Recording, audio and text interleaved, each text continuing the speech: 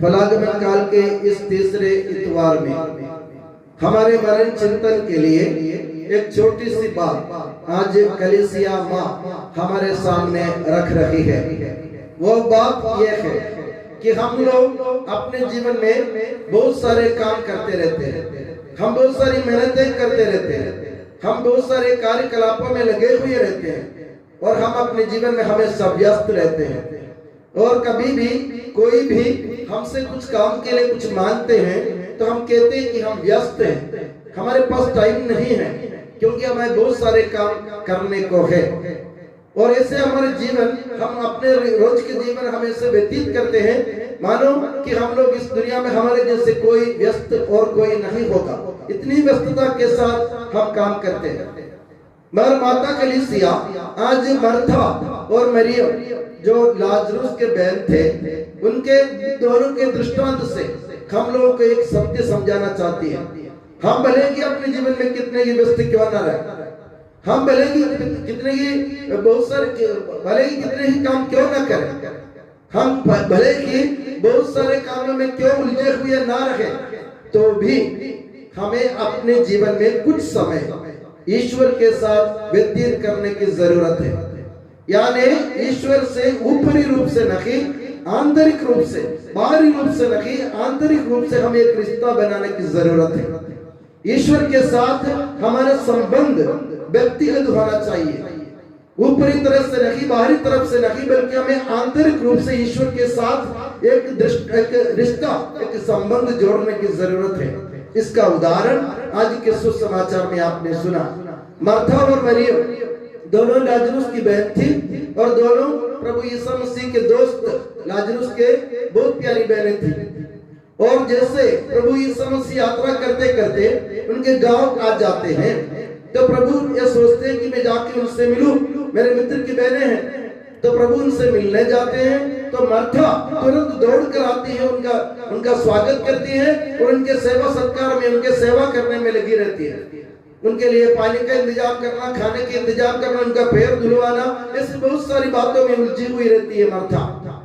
और मरियम जो छोटी बहन थी, मरियम प्रभु के चरणों में बैठकर उनकी शिक्षा सुनती रही। बाइबल में लिखा है मरियम दौड़ी नहीं, मरियम कोई काम में व्यस्त नहीं थी, मरियम उनके सेवा सत्कार में व्यस्त नहीं थी। मरियम ने कभी नहीं सोचा प्रभु को पानी पिलाने, खाना खिलाने, उनकी सेवा करनी है, उनका पैर धुलाना है, ऐसा कुछ नहीं सोचा।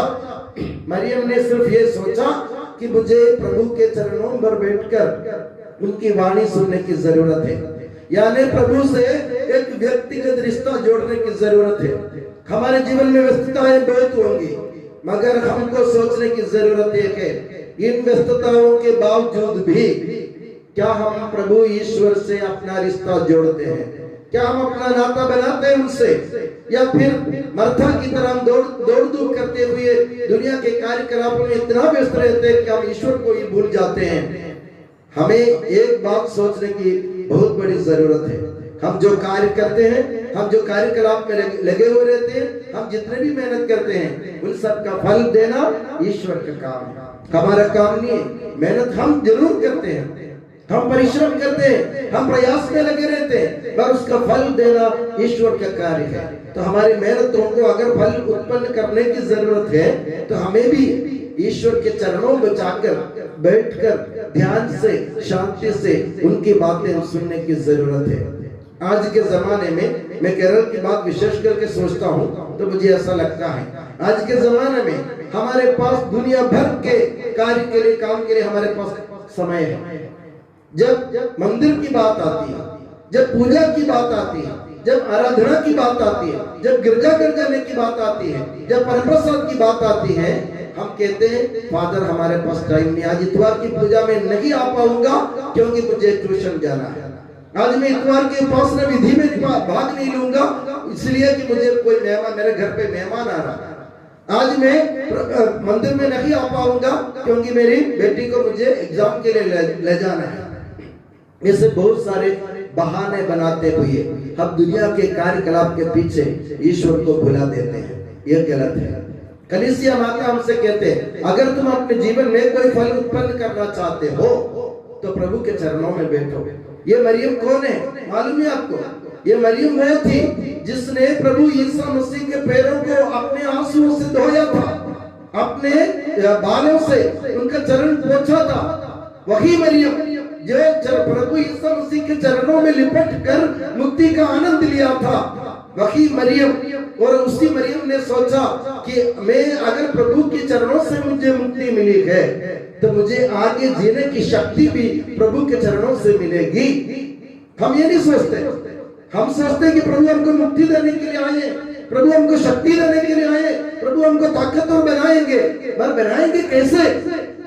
तब बनाएंगे जब हम जाके उनके चरणों पर बैठकर उनकी बातें सुनेंगे, उनके पास जाएंगे, मंदिर में अपने पूजा पाठ में उपासना विधि में अपन पूरी रुचि के साथ भाग लेंगे। कभी कभार मजाक में मैं अपने पारिश में जब मैं जाता हूँ केरल, मैं लोगों से मजाक में कहता हूँ आज फादर साहिल पूजा कर रहे हैं इसलिए आप लोग कृपया घड़ी ना देखें। केरल के लोगों की बीमारी, पूजा शुरू होते ही घड़ी देखने लग जाते हैं, आज कितने समय लग गया, आज फादर जी ने कितने मिनट प्रवचन दिया, ये पूजा कितनी लंबी होती जा रही है, 1 घंटा 1.25 घंटा, अरे भाई आसमान टूट गया ऐसा लगता है उनको। मगर जब हम क्रिकेट देखने के लिए 3 घंटे तक किसके सामने बैठते हैं? टीवी के सामने बैठते हैं, हमको कोई तकलीफ नहीं है। 2.5-3 घंटे की फिल्म देखने के लिए हम टीवी के सामने बैठते, हमको कोई तकलीफ नहीं है। आजकल के बच्चे दिन भर मोबाइल से खेलते, कोई तकलीफ नहीं है। जब मंदिर की बात आती है, भगवान के पास जाने की बात आती है तो तकलीफ है, परेशानी है। हम बैठ नहीं पाते, हम खड़े नहीं पाते। फादर हम बैठ जाएंगे पूजा के बीच में, तो भाई तुम पूजा में क्यों आ रहे हो? पूजा करना हो, तुम्हें ईश्वर की उपासना करनी हो, उनकी आराधना करनी हो तो थोड़ा सा कष्ट तो उठाओ। उस फादर के बारे में सोचो जो घंटों तक 1.25 घंटे तक खड़े रहते हुए पूजा करते हैं और आप लोग जरा सा समय मिले बैठ जाते हैं। ये ठीक है कि नहीं, आपको सोचने की जरूरत है।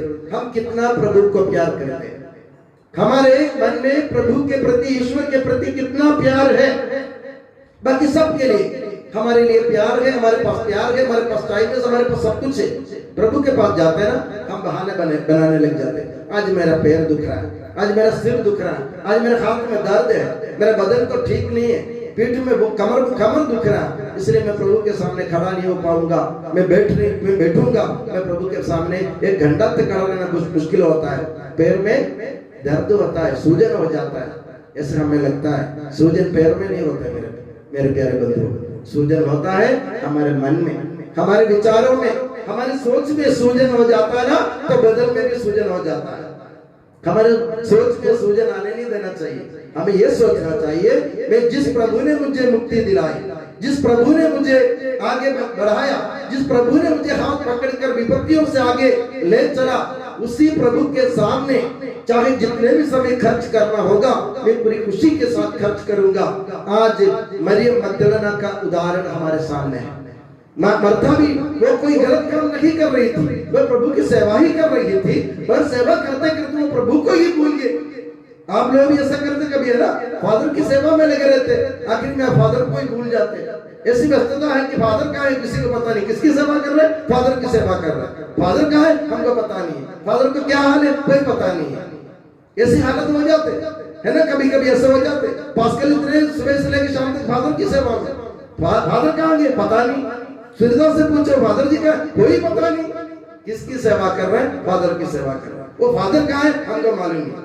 तो फादर से जुड़े रहो ना, इसी तरह ईश्वर से जुड़े रहो, उनकी सेवा जरूर करो, दूसरों की सेवा करो, अगर समय निकालो।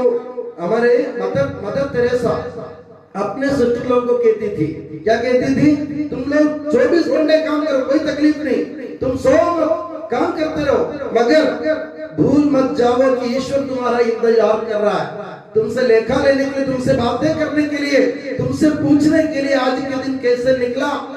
तो उनके पास जाओ, जरा सी देर उनके साथ बैठो, एक व्यक्तिगत संबंध बनाओ, ताकि ईश्वर समझ जाए कि तुम्हारे मन में उनके प्रति प्रेम उमड़ रहा है। हमें सोचने की जरूरत है ना, हम सुबह से मंदिर बंद कर देते हैं, बेचारे ईश्वर को चारों सभी खिड़कियां बंद करके मंदिर के ताले भी लगा के बंद कर देते कि ईश्वर कभी भागे नहीं। बेचारे ईश्वर इंतजार कर रहे हैं, थोड़ी देर बाद मेरे बच्चे आएंगे, कौन आने वाला है? कोई नहीं आने वाला। और हम देखते हैं अरे 7:30 बज गया, मुश्किल से भी रोजरी के लिए जाना है, क्या जाना। हम ही सोचते हैं ना, अरे दिन भर काम कर चुके हैं, अब क्या जाना। ईश्वर इंतजार कर रहा है कि मेरे बेटे आएंगे, ये अपने छोटे बच्चे रोजरी हमारे हाथ में लेके आएंगे, मेरे पास बैठेंगे। कहाँ बैठते हैं? वो हमारी मजबूरी है। अगर हम रोजरी में नहीं आते तो फादर जी को बुरा लगेगा, तो ये तो हम हमारे अपने मन में हमेशा तो रखते हैं, भाजी हम मंदिर में नहीं जाएंगे तो सिस्टर जी डांटेंगे, आज हम पूजा में नहीं गए तो फादर जी गुस्सा करते। तो ये तो नहीं चाहिए हमें। कोई ईश्वर को कोई तो की जरूरत नहीं है। जाओ उनके पास में, बोलो हम आए हैं, वो तुमसे बातें करने के लिए तरस रहे हैं। जो ईश्वर जो सब कुछ का विधाता है, उनको कोई किसी भी चीज की जरूरत नहीं है, मगर वो भी तरसते हैं। किसके लिए तरसते हैं? तुम्हारे लिए, तुम्हारे सानिध्य पाने के लिए, तुम्हारी उपस्थिति के लिए वो भी तरसता है ईश्वर। जाओ उसके पास में, माता ये मगदलेना मरियम की तरह बैठो उनके चरणों में, सुनो उनकी बातें, तब प्रभु प्रसन्न होंगे, हमारे जीवन में बदलाव आएगा और हम अपने जीवन में अच्छे फल उत्पन्न करेंगे। और मैं दुआ करता हूँ कि प्रभु यीशु मसीह और माता मरियम अब सभी को हमेशा अपनी नियामत के छत्र छाया में सुखी और सुरक्षित रखे। पिता, पुत्र और पवित्र आत्मा के नाम पर आमीन।